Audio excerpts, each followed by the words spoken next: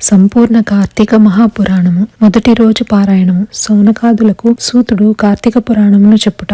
పూర్వము నైమిషారణ్యమునకు సూత మహర్షి రాగా ఆయనను శౌనకాది మునులు సత్కరించి సంతుష్టుని చేసి కైవల్యదాయకము అయిన కార్తీక మాస మహత్యమును వినిపించి మమ్ములను ధన్యులను చేయమని కోరారు. వారి కోరికను మన్నించిన వ్యాస శిష్యుడైన సూతర్షి, సౌనకాదులారా, మా గురువు గారైన భగవాన్ వేదవ్యాస మహర్షుల వారు ఈ కార్తీక మహత్యాన్ని అష్టాదశ పురాణములలోని స్కాంద పద్మ పురాణములు రెండింటా కూడా వక్కాణించి ఉన్నారు. ఋషిరాజైన శ్రీ వశిష్ఠుల వారిచే రాజర్షి అయిన జనకునకు స్కాంద పురాణంలోను, లీలా విలాస బాలామణి అయిన సత్యభామకు లీలామానుష విగ్రహుడైన శ్రీకృష్ణ పరమాత్మచే పద్మపురాణంలోనూ ఈ కార్తీక మహత్యం సవిస్తరంగా చెప్పబడినది. మన అదృష్టం వలన నేటి నుంచే కార్తీక మాసము ప్రారంభము కావున ప్రతిరోజు నిత్యపారాయణగా ఈ మాసమంతా కార్తీక పురాణ శ్రవణమును చేసుకుందాము. ముందుగా స్కాంద పురాణంలోని వశిష్ఠ ప్రోక్తమైన కార్తీక మహత్యాన్ని వినిపిస్తాను, వినండి అంటూ చెప్పసాగాడు. జనకుడు వశిష్ఠుని కార్తీక వ్రత ధర్మముల అడుగుట. పూర్వమొకసారి సిద్ధాశ్రమంలో జరుగుతున్న యాగానికి అవసరమైన ద్రవ్యార్థి అయిన వశిష్ఠ మహర్షి జనక మహారాజు ఇంటికి వెళ్లాడు. జనకునిచే యుక్త మర్యాదలు అందుకుని తను వచ్చిన విషయాన్ని ప్రస్తావించాడు. అందుకు జనకుడు ఆనందంగా అంగీకరించి,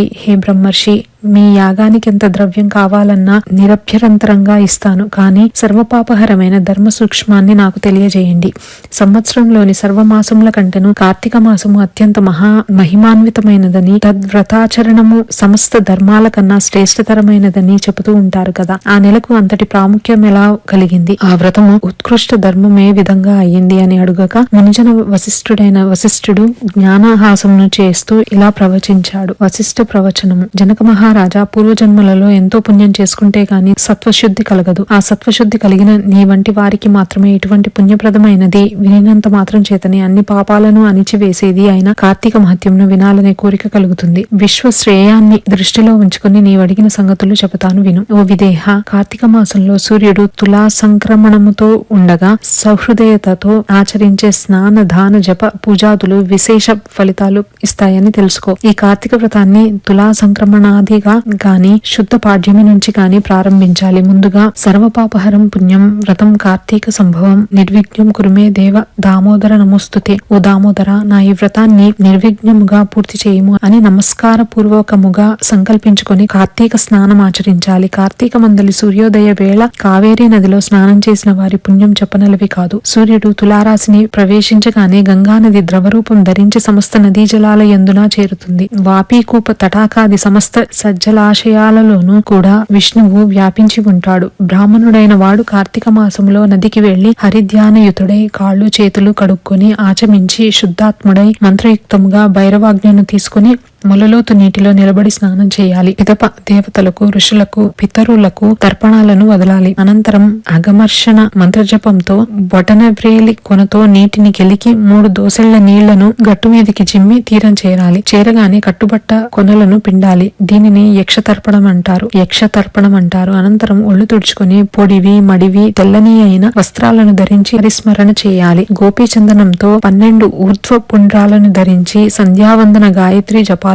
ఆచరించాలి. ఆ తరువాత ఔపాసనము చేసి బ్రహ్మయజ్ఞం ఆచరించి తన తోటలో నుంచి చక్కటి పుష్పాలను తెచ్చి శంఖచక్రధారి అయిన విష్ణువును సాలగ్రామం మందు నుంచి సభక్తిగా షోడశోపచారాలతోనూ పూజించాలి. అటు పిమ్మట కార్తీక పురాణ పఠనం కాని శ్రవణం కాని ఆచరించిన వాడే స్వగృహాన్ని చేరి దేవతార్చన వైశ్వదేవాదులను చేసి భోజనం చేసి ఆచమించి పురాణ కాలక్షేపమును చేయాలి. సాయంకాలం కాగానే ఇతర వ్యాపారాలన్నింటినీ విరమించుకొని శివాలయంలో కాని విశ్వాలయంలో కాని యథాశక్తి దీపాలను పెట్టి అక్కడి స్వామిని ఆరాధించి భక్ష్యభోజ్యాదులను నివేదించి శుద్ధవాక్కులతో హరిని స్తుతించి నమస్కరించుకోవాలి. ఈ కార్తీక మాసము పొడుగునా ఈ విధంగా వ్రతాన్ని చేసిన వారు పునరావృత్తి రహితమైన వైకుంఠాన్ని పొందుతున్నారు. ప్రస్తుత పూర్వ జన్మార్జితాలైన పాపాలన్నీ కూడా కార్తీక వ్రతం వలన హరించుకుపోతాయి. వర్ణాశ్రమ లింగ వయోభేద రహితంగా ఈ వ్రతాన్ని ఎవరాచరించినా సరే వాళ్ళు మోక్షార్హులు కావడం నిస్సంశయం. జనకరాజా తనకు తానుగా ఈ వ్రతాన్ని ఆచరించలేకపోయినా ఇతరులు చేస్తుండగా చూసి అసూయారహితుడై ఆనందించే వానికి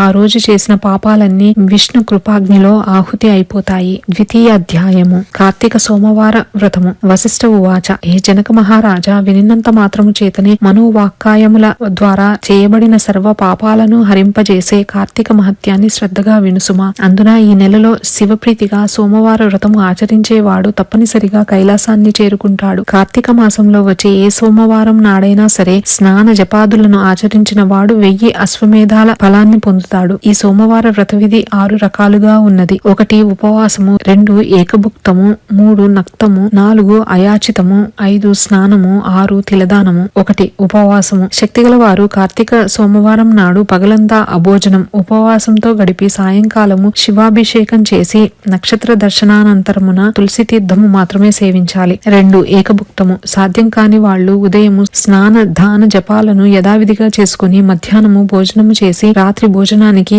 బదులు శైవ తీర్థమో తులసి తీర్థమో మాత్రమే తీసుకోవాలి. 3 నక్తము. పగలంతా ఉపవసించి రాత్రి నక్షత్ర దర్శనం తర్వాత భోజనమును గాని ఉపాహారమును గాని స్వీకరించాలి. 4 అయాచితము. భోజనానికై తాము ప్రయత్నించకుండా ఎవరైనా వారికి వారుగా పిలిచి పెడితే మాత్రమే భోజనం చేయడం అయాచితము.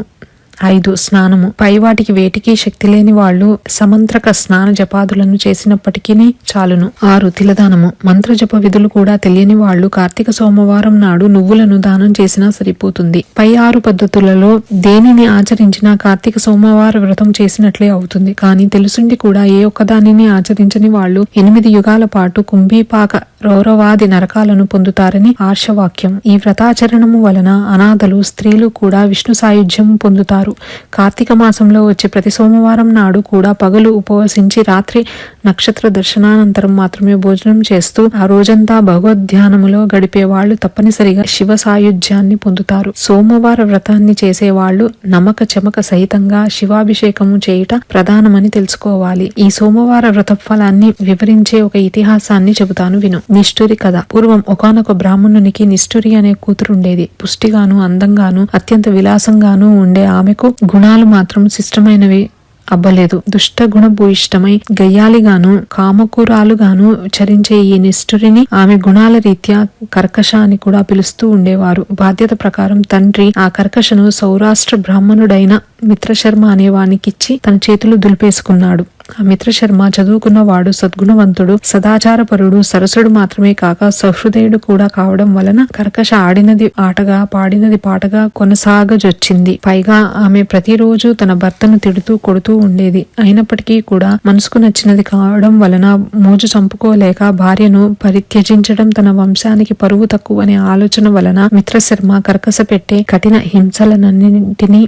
హింసలనన్నింటినీ భరిస్తూనే ఉండేవాడు. కాని ఏనాడు ఆమెను శిక్షించలేదు. ఆమె ఎందరో పరపురుషులతో అక్రమ సంబంధము పెట్టుకుని భర్తను అత్తమామలను మరింత నిర్లక్ష్యంగా చూసేది. అయినా భర్త సహించాడు. ఒకానొక నాడు ఆమె యొక్క విటులలో ఒకడు ఆమెను పొందుతూ, నీ మొగుడు బ్రతికి ఉండడం వల్లనే మనము తరచూ కలుసుకోలేకపోతున్నాము అని రెచ్చగొట్టడంతో కర్కశ ఆ రాత్రికి రాత్రే నిద్రాముద్రితుడై ఉన్న భర్త శిరస్సును ఒక పెద్ద బండరాతితో మోది చంపివేసి ఆ శవాన్ని తానే మోసుకుని పోయి ఒక పాడుబడిన నూతిలోనికి విసిరివేసింది. ఇదంతా గమనించినప్పటికీ కూడా ఆమె విటుల బలం ఎక్కువ కావడం చేత అత్తమామలు ఆమెనేమి అనలేక తామే ఇల్లు వదిలి పారిపోయారు. అంతటితో మరింత స్వతంత్రించిన కర్కశ కన్నుమిన్నుగానని కామావేశంతో అనేక మంది పురుషులతో సంపర్కం పెట్టుకుని ఎందరో సంసార స్త్రీలను కూడా తన మాటలతో భ్రమింపచేసి తన విటులకు తార్చి తద్వారా సొమ్ము చేసుకునేది. కాలం గడిచింది. దాని బలం తగ్గింది. యవ్వనం తొలగింది. శరీరంలోని రక్తం పల్చబడటంతో కర్కశ జబ్బుపడింది. అసంఖ్యాక పురుషోత్తములతో సాగించిన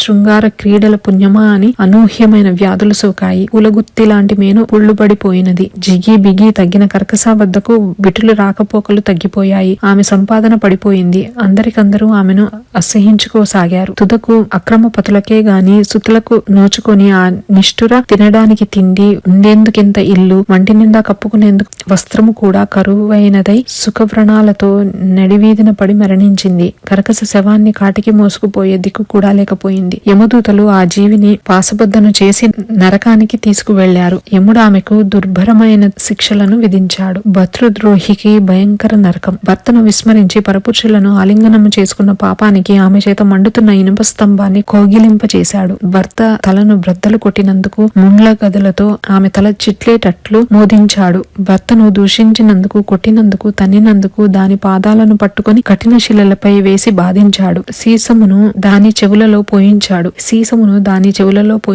కుంభీపాక నరకానికి పంపాడు. ఆమె పాపాలకు గాను ఆమె ముందరి 10 తరాల వారు, తదుపరి 10 తరాల వారు ఆమెతో కలిసి మొత్తం 21 తరాల వాళ్లు కుంభీపాకంలో కుమిలిపోసాగారు. నరకానుభవం తర్వాత ఆమె 15 సార్లు భూమిపై కుక్కగా జన్మించినది. పర్యాయము కళింగ దేశంలో కుక్కగా పుట్టి ఒకానొక బ్రాహ్మణ గృహంలో ఉంటూ ఉండేది. సోమవార వ్రతఫలముచే కుక్క కైలాసమందుట.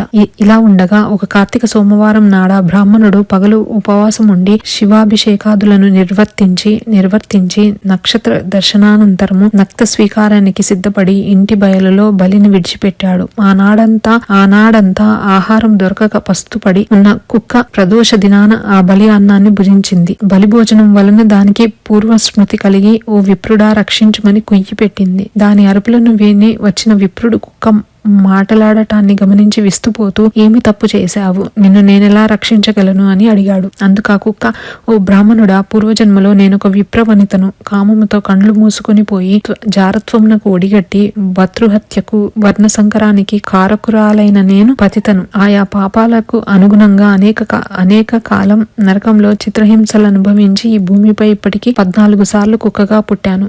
ఇది 15వ సారి. అటువంటిది ఇప్పుడు నాకు హఠాత్తుగా ఈ పూర్వజన్మలెందుకు గుర్తుకు వచ్చాయో అర్థం కావడం లేదు. దయచేసి విశదపరచుమని కోరినది. బ్రాహ్మణుడు సర్వాన్ని జ్ఞానదృష్టి చేత తెలుసుకొని, సునకమా, ఈ కార్తీక సోమవారం నాడు ప్రదోష వేళ వరకు పస్తుపడి ఉండి నాచే విడువబడిన బలి భక్షణమును చేయుట వలననే నీకి పూర్వజన్మ జ్ఞానం కలిగినదని చెప్పాడు. ఆపై ఆ జాగిలము, కరుణామయుడైన ఓ బ్రాహ్మణుడా, నాకు మోక్షమెలా సిద్ధించును ఆనతీయమని కోరిన మీదట దయాళువైన ఆ భూసురుడు తాను చేసిన అనేకానేక కార్తీక సోమవార వ్రతాలలో ఒక సోమవారం నాటి వ్రతఫలాన్ని ఆ కుక్కకు దారపోయగా ఆ క్షణమే ఆ కుక్క తన శృణకదేహాన్ని పరిత్యజించి దివ్య స్త్రీ శరీరిణి అయి ప్రకాశమానహార వస్త్రభూషితయై పితృదేవతా సమన్వితయై కైలాసమునకు చేరినది. కాబట్టి ఓ జనక మహారాజా, నిశ్రేయసదాయి అయిన ఈ కార్తీక సోమవార వ్రతాన్ని నీవు తప్పనిసరిగా ఆచరించు అంటూ వశిష్ఠుడు చెప్పడం ఆపాడు. ద్వితీయోధ్యాయం